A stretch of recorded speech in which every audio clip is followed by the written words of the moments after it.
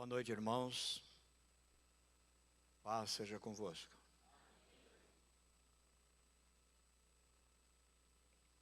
Abre sua Bíblia, o Evangelho de Marcos, capítulo 16. Nós vamos ler o capítulo 16, a partir do versículo 14. Por último, então, apareceu aos 11, estando eles reclinados à mesa, e lançou-lhes em rosto a sua incredulidade e dureza de coração, por não haverem dado crédito aos que o tinham visto já ressurgido. E disse-lhes: Ide por todo o mundo e pregai o evangelho a toda criatura. Quem crer e for batizado será salvo, mas quem não crer será condenado. E estes sinais acompanharão aos que crerem. Em meu nome expulsarão demônios, falarão novas línguas, pegarão em serpentes, e se beberem alguma coisa mortífera, não lhes fará dano algum. E porão as mãos sobre os enfermos, e estes serão curados. Ora, o Senhor, depois de lhes ter falado, foi recebido no céu, e assentou-se à direita de Deus. Eles, pois, saindo, pregaram por toda parte, cooperando com eles o Senhor, e confirmando a palavra com os sinais que os seguiam. Deus de misericórdia, Senhor de bondade, aqui está a minha vida no seu altar, aqui estão as nossas vidas no seu templo. Precisamos, Senhor, da sua graça e da sua misericórdia, para nos dar a sensibilidade e a humildade, Senhor amado, bastante, para entender a Tua palavra, para falarmos dela e ouvirmos dela, Senhor. E que Teu Santo Espírito possa iluminar os nossos corações nesse momento, Senhor. E que possamos ter o entendimento necessário para que as nossas necessidades espirituais sejam atendidas, Senhor. E, consequentemente, a nossa vida do dia a dia, Senhor amado, seja uma bênção na Tua presença. Receba o nosso louvor e a nossa gratidão, em nome de Jesus. Amém, Senhor. Amém. Podeis assentar, irmãos.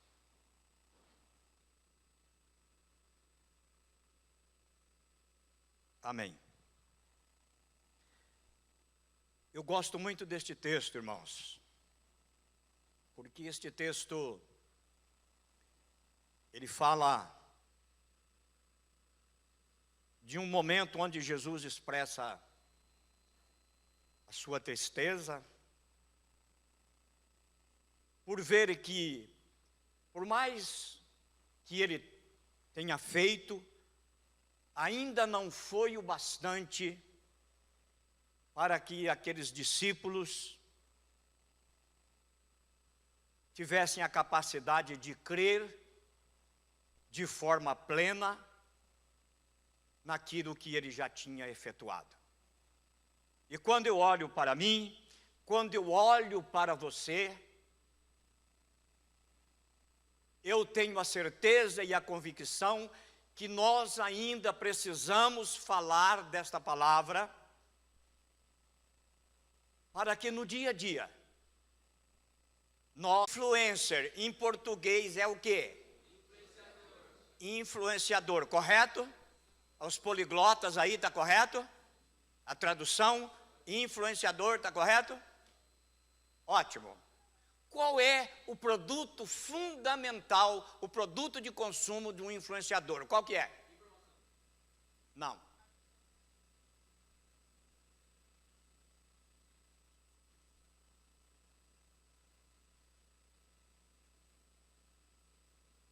Que são o quê?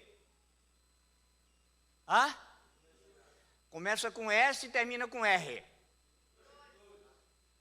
seguidores, correto? Seguidores.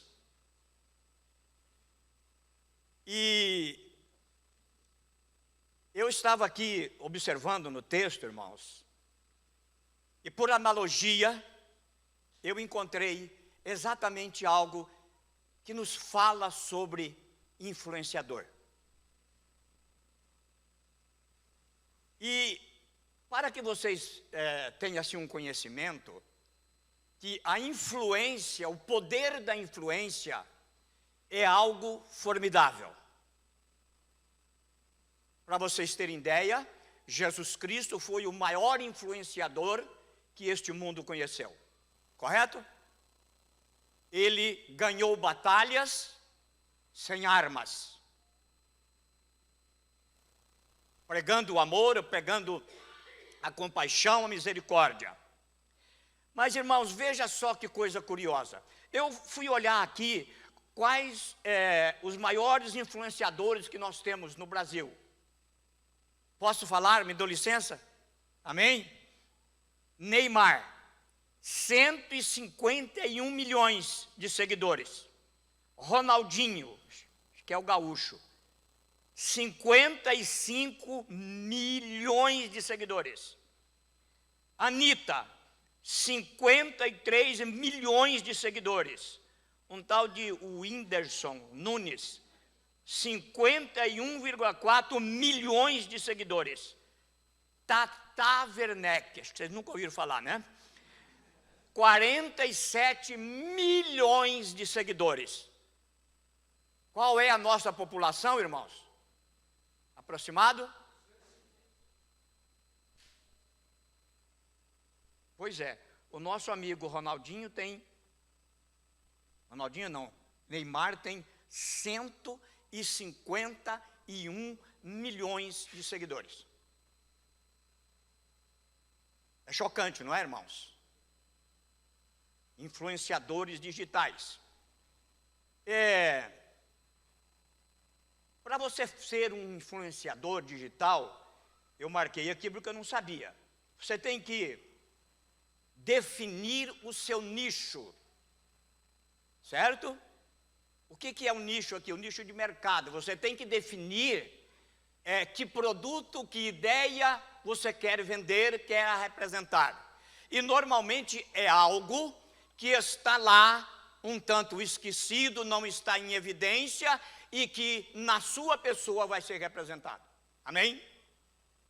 Então você tem que descobrir isso, certo? E definir.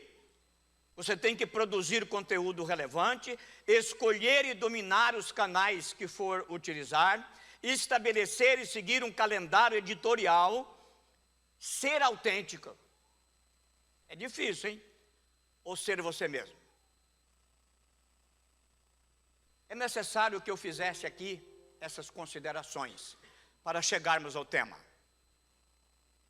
E veja bem, irmãos, que esta é as pessoas influenciadoras com este volume de seguidores.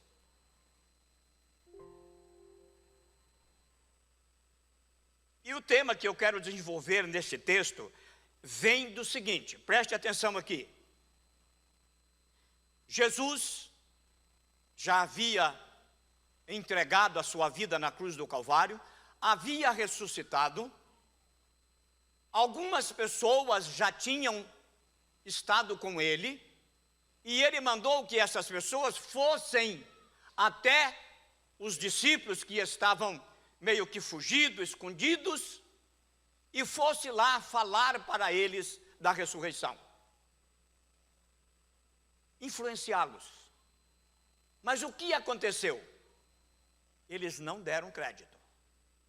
E finalmente o texto diz que Jesus estava à mesa com eles, numa refeição.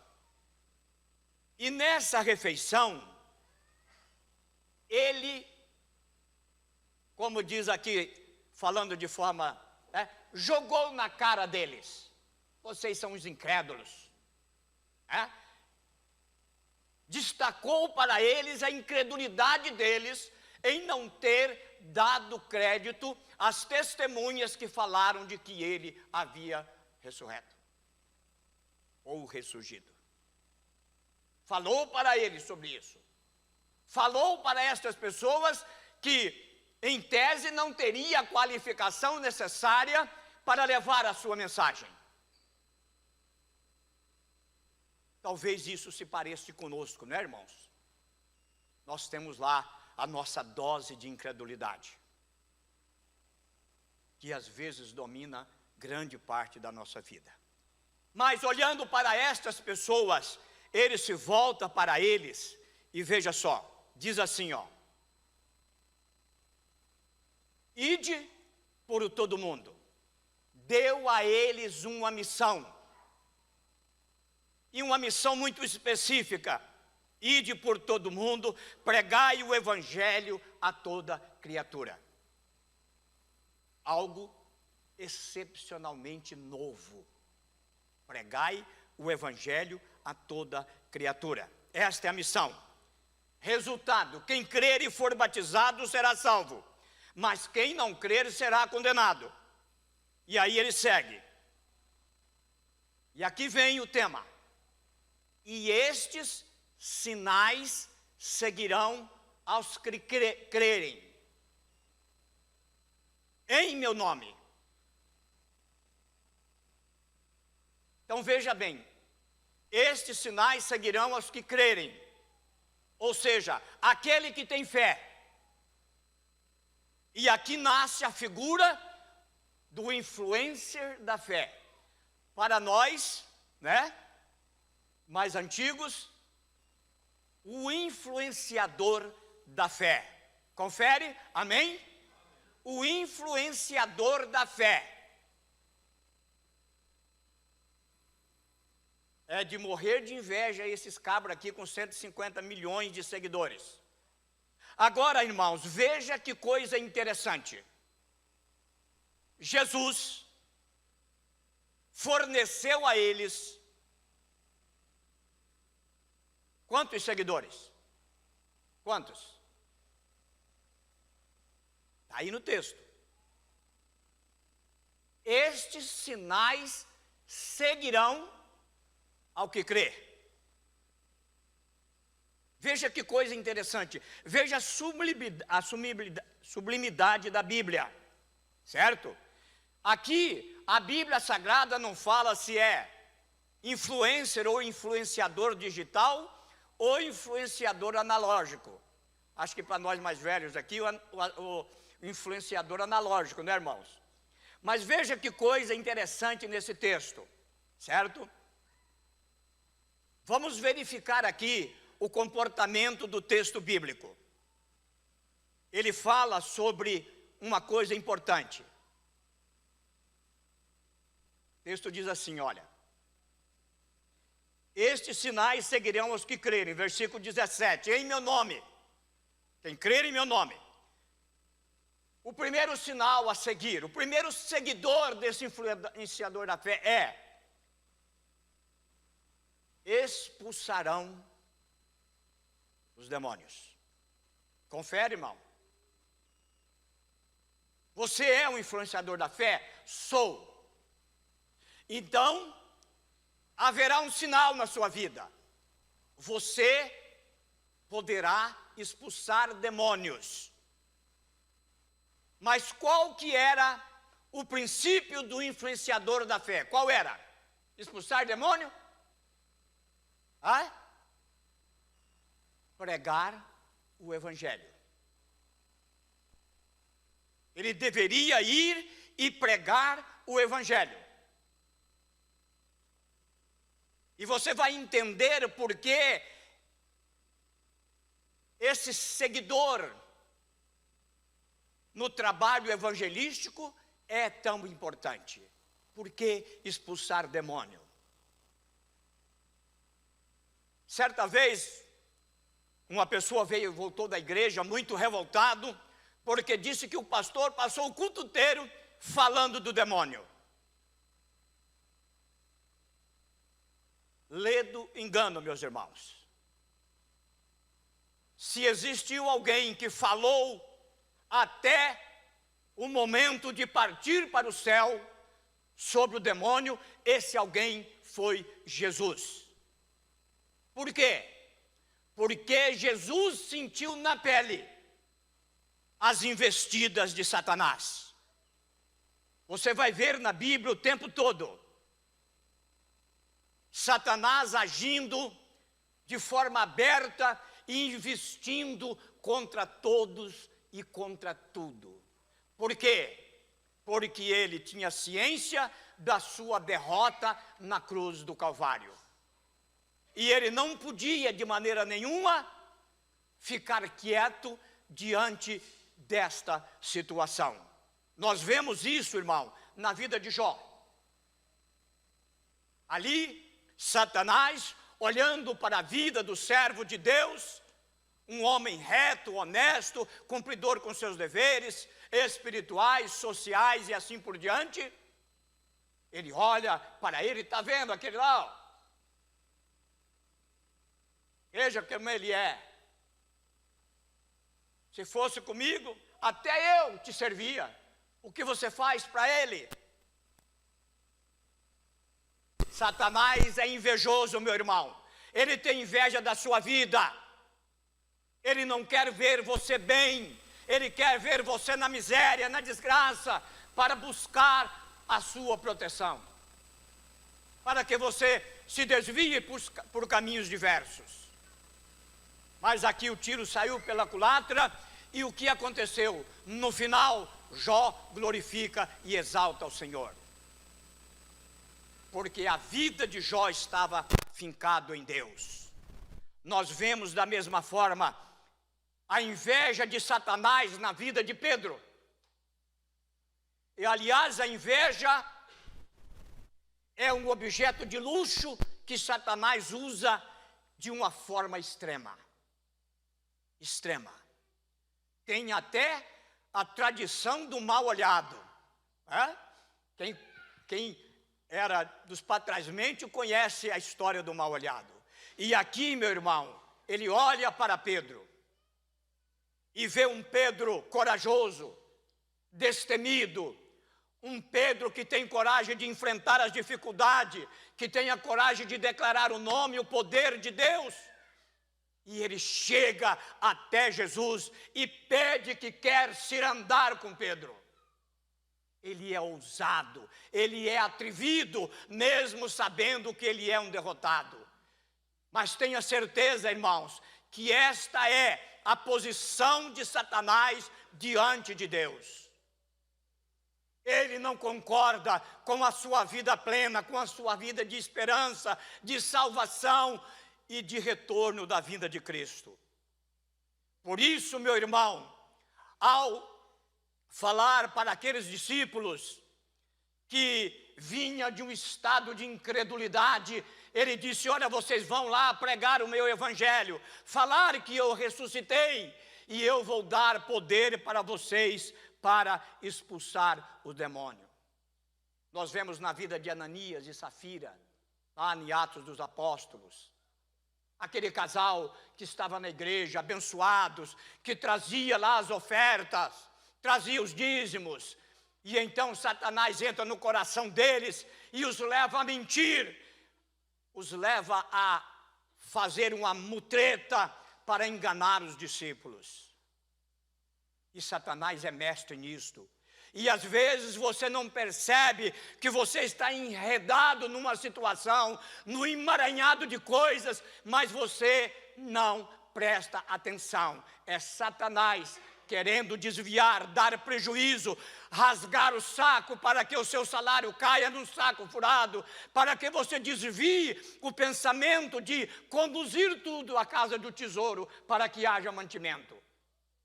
E isso termina às vezes em morte, que foi o caso de Ananias e Safira. E assim, irmãos, ele apresenta o seu selo real, se assim eu posso dizer. Ele é triplo, ele veio matar, ele veio roubar e ele veio destruir. Por isso, irmãos, o que aprendemos com este seguidor, o que aprendemos aqui com esse influenciador da fé, com a palavra do Senhor e esta cooperação do seguidor, que é o poder para expulsar demônios. A Bíblia diz assim, devemos estar atentos, irmãos, a essa questão. Devemos conhecer melhor o nosso inimigo. 1 Pedro 5,8 diz assim: sede sóbrios, vigiai, porque o diabo, vosso adversário, anda em derredor, bramando como leão, buscando a quem possa tragar. Você já parou para refletir sobre essa figura? Você já conseguiu chegar perto de um leão? Já tocou em um leão? Já? Tem alguém aqui que já fez isso? Foi em algum safari? Foi em algum zoológico? Você já teve o privilégio de tocar em um leão, passar a mão no seu pelo? Já teve? Pois é. A figura aqui é para que você entenda exatamente a figura de Satanás. Ele é como um leão, de boca fechada, quietinho ali, surumbático, macambúzio. Não. Ele é um leão que está rugindo. Rugindo, irmãos. Este é o temperamento de Satanás para com as nossas vidas. Um leão que está rugindo e faminto, querendo tragar o primeiro que ele achar na frente. E nós precisamos entender isto. Precisamos entender isto. Percebe, meu irmão? E ele diz assim, portanto, Mateus 16:41, qual é o remédio? Qual é o remédio? Vigiai e orai, para que não entreis em tentação. O espírito, na verdade, está pronto, mas a carne é fraca. Então você precisa entender isto. O remédio é este. Primeiro, a vigilância. E segundo, a oração. Porque se você acha que vai orar, mas não vai vigiar, o leão vem e creu. Precisa vigiar e então orar. Amém, meu irmão? O segundo seguidor aqui, já vou tranquilizar vocês, não vou falar dos 5, tá? Vou falar só de 3. O segundo seguidor aqui é falar novas línguas. Louvado seja Deus. Amém, irmãos? Falar novas línguas. Veja aqui. Tiago, no capítulo 3, veja como ele descreve a questão da língua. E quando eu falo da língua aqui, é interessante entender, porque quem fala língua tem que usar a língua. Não é verdade? E ele diz assim, assim também, a língua é um pequeno membro e gloria-se de grandes coisas. Vede com um grande bosque, um pequeno fogo incendeia. A língua também é um fogo, como mundo de iniquidades. A língua está posta entre os nossos membros e contamina todo o corpo, inflama o curso da natureza e é inflamada pelo inferno. A nossa língua, o nosso falar, a nossa audição é bênção de Deus. Mas Tiago, com muita propriedade, falou sobre o perigo dela, fora do poder do Espírito Santo. Vou citar aqui um exemplo para vocês sobre a língua, e aqui língua e idioma. Quando houve o dilúvio, Deus separou um povo e quis construir um novo mundo. E então ele pediu e falou para o povo que era para o povo se espalhar, crescer, multiplicar. Mas, como havia um só entendimento, governante da época, não vou citar nome, história aqui, que vamos longe, resolveram fazer uma torre que elevasse às maiores alturas, que numa linguagem figurada até os céus. E esta torre tinha como objetivo roubar a glória de Deus, afastar o homem de Deus, revelar para o mundo existente da época que não tinha necessidade de Deus na vida do povo. Certo? E então o que aconteceu naquele momento? Deus desceu dos céus à terra e enviou ali, em forma de vento ou não, mais uma variedade de línguas, confundindo a todos, e todos perderam a capacidade da comunicação, pelo menos da intelecção de um para com o outro. Vocês já ouviram muito sobre esta pregação. Percebe, meu irmão? Partindo de um princípio de idioma, de comunicação, de língua. Veja bem, após o dilúvio, Deus ordenou que o homem se espalhasse e povoasse a terra. Gênesis capítulo 9, versículo 7. Contrariando este princípio, foi edificada a torre, revelando uma independência total de Deus. Mostrando força, mostrando capacidade, mostrando unidade na comunicação. Mas veja só, irmãos, a outra situação. Atos dos Apóstolos, capítulo 2, versículo 4 ao 11. Eu vou ler aqui apenas alguns, que diz assim: e todos foram cheios do Espírito Santo e começaram a falar noutras línguas, conforme o Espírito Santo lhes concedia que falassem. E em Jerusalém estava habitando judeus, homens religiosos de todas as nações que estão debaixo da terra. Eu podia citar aqui todas elas. O que aconteceu ali, irmãos? O que aconteceu ali? Um vento poderoso, chamas de fogo, batizando aquelas pessoas com o Espírito Santo, e cada um falando línguas diferentes, diversidade de língua. E qual foi o resultado disso, irmãos? Qual foi o resultado disso? Se você vê aqui embaixo do texto que eu escrevi, diz assim, ó: tanto judeus como prosélitos, cretenses, árabes, todos nós temos ouvidos em nossa própria língua a falar da grandeza de Deus. Percebe a diferença?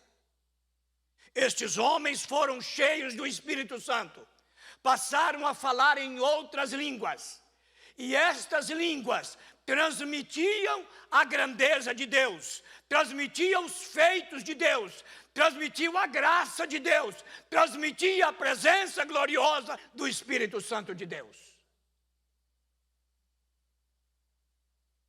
Muito importante, meu irmão.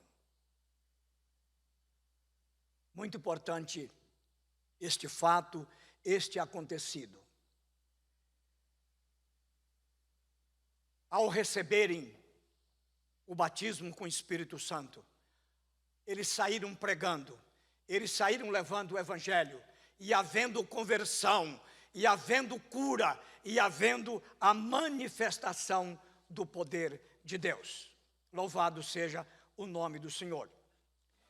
Veja bem, irmãos, Paulo, no capítulo 1 de 1 Coríntios, capítulo 18, ele diz assim: veja o que Paulo diz sobre falar em línguas. Dou graças ao meu Deus, que falo em língua mais do que todos vós. Ele está escrevendo para a igreja de Corinto, irmão. E a igreja de Corinto era a igreja campeã em línguas estranhas. Havia até confusão. E aí vem Paulo, falando para os coríntios, ele diz assim, ó: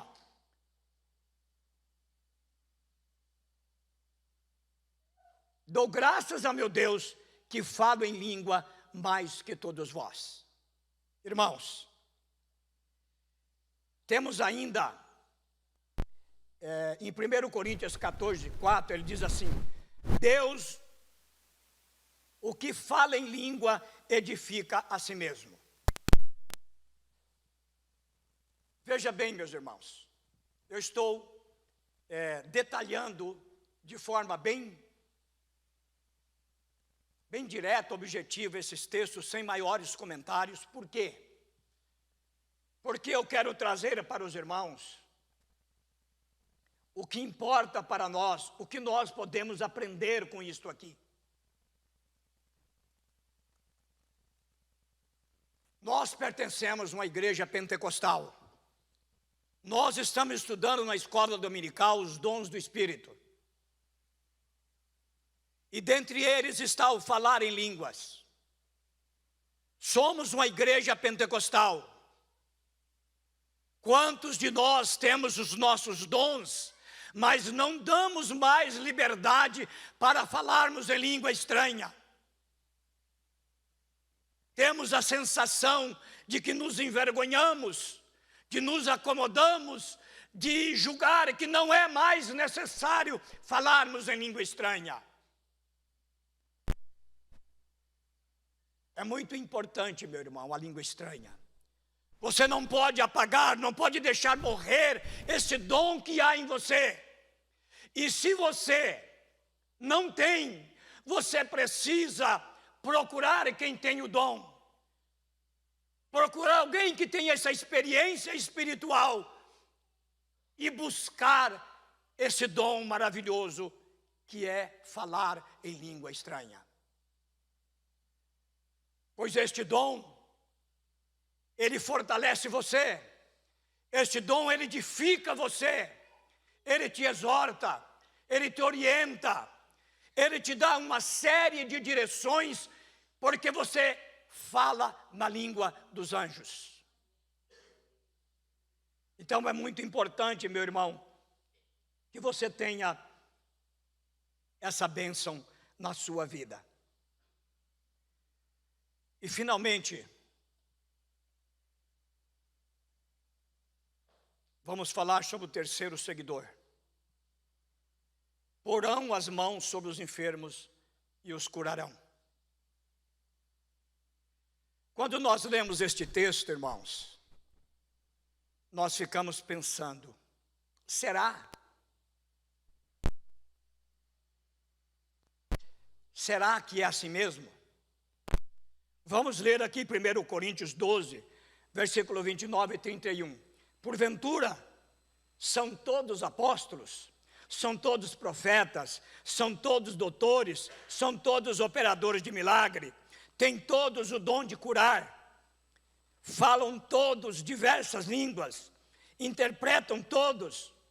Portanto, procurai com zelo os melhores dons, e eu vos mostrarei um caminho mais excelente. Por que eu li isso aqui, irmãos?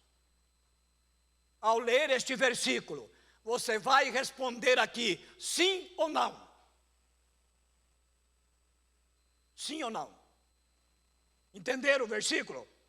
Paulo está perguntando: porventura, são todos apóstolos? Todos têm dom de cura? Todos têm dom de profecia? É assim? Não. Não.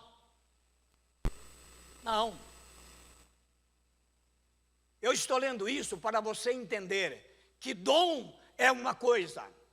Isto aqui que está sendo falado por Jesus para os seus discípulos Ele não está falando a priori, a princípio, de dom. Ele está falando de um sinal que coopera com os pregadores do Evangelho, com o influenciador da fé, para levar a mensagem de Deus. Ele está falando de autoridade para ir e expulsar o demônio. Ele está falando de autoridade para você ir e colocar a mão sobre o enfermo. É um ato de obediência. É a palavra de Deus sendo submetida à cooperação do sinal de Deus para que você exerça como testemunha de Cristo o poder do Evangelho. Entendido, irmãos? Amém?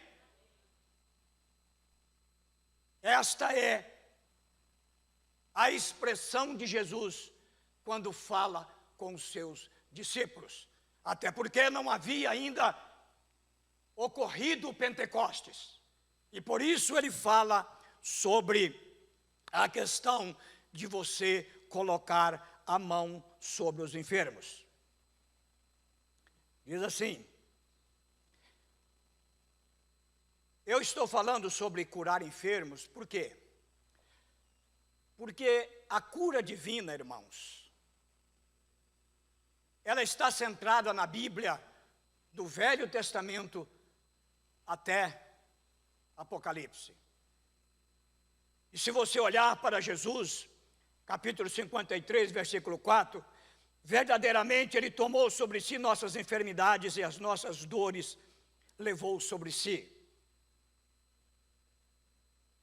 Então nós temos aqui, irmãos, uma certeza de que é do interesse de Deus que sejamos pessoas abençoadoras do nosso irmão, de quem conhecemos através da palavra de Deus. Certo? Diz assim aqui, ó. Quando eu falo sobre colocar a mão sobre os enfermos, certo? O que eu aprendo com isso? Nós temos uma tarefa muito difícil. Nós falamos aqui do influencer, né? Que ele tem que ter uma vida que revela com autenticidade o produto que ela representa. E para isso ela ganha muito dinheiro. Aqui nós estamos falando do produto que o influenciador da fé leva, o Evangelho. Esses seguidores, não precisa dos 5, não precisa de 150 milhões. Se você tiver um desses seguidores, você fará um estrago no reino de Satanás. Você vai colocar a mão sobre o enfermo. Veja bem, irmãos, isto é uma ordem que o Senhor nos dá. E quando você faz isso, você está exercendo uma dupla obediência. Primeiro, pregar o Evangelho e falar deste Jesus que levou sobre si as nossas dores. E em segundo lugar, você está colocando a mão sobre a pessoa. Quem é crente aqui há 10 anos? Levante a mão aí. Quem é crente aqui há 30 anos? Quem é crente aqui há 2 anos? Qual a última vez que você colocou as mãos sobre uma pessoa para orar por ela? Qual a última vez? Você tem essa... E vai indo depois de umas 10 vezes, eu respondo, o que é?